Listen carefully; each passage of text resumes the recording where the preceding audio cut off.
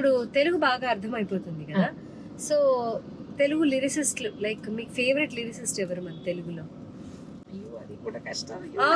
చెప్పండి, నాకు చెప్పండి. వేటూరి గారు చాలా చాలా సార్లు ప్రొనౌన్సియేషన్ అది కూడా వచ్చి బాలు గారికి చెప్తారు, కొంచెం కరెక్ట్ చేయి అని. ఇప్పుడు బాలు గారు నాకు కరెక్ట్ చేస్తారు. భువనచంద్ర గారు నాకు చాలా శ్లోకాస్, సెల్ఫ్ ప్రొటెక్షన్ శ్లోకాస్ అలాంటి కొన్ని అడ్వైసెస్ అప్పుడప్పుడు శ్లోకాస్ అన్ని నాకు నేర్పిస్తారు.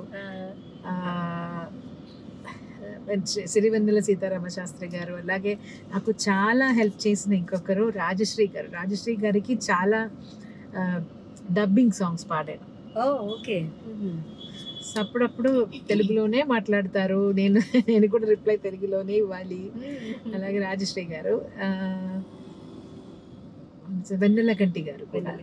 అయితే ఇప్పుడు మీకు అర్థమైన తర్వాత లాంగ్వేజ్ వచ్చాక ఒక ఫీల్ ఉంటుంది కదా, అలాగా మీకు బాగా అర్థమయ్యి లిరిక్స్ బాగా నచ్చి చాలా ఫీల్ అయి పాడిన పాట అప్పుడు కూడా ఎక్స్ప్లెయిన్ చేస్తారు.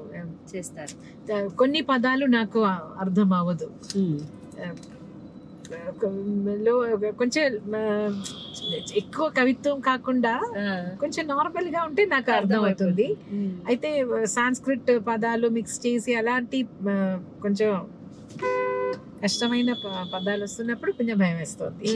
అప్పుడు ఎక్స్ప్లెయిన్ చేస్తారు, సిచ్యువేషన్ అదన్నీ ఎక్స్ప్లెయిన్ చేస్తారు. ఓకే.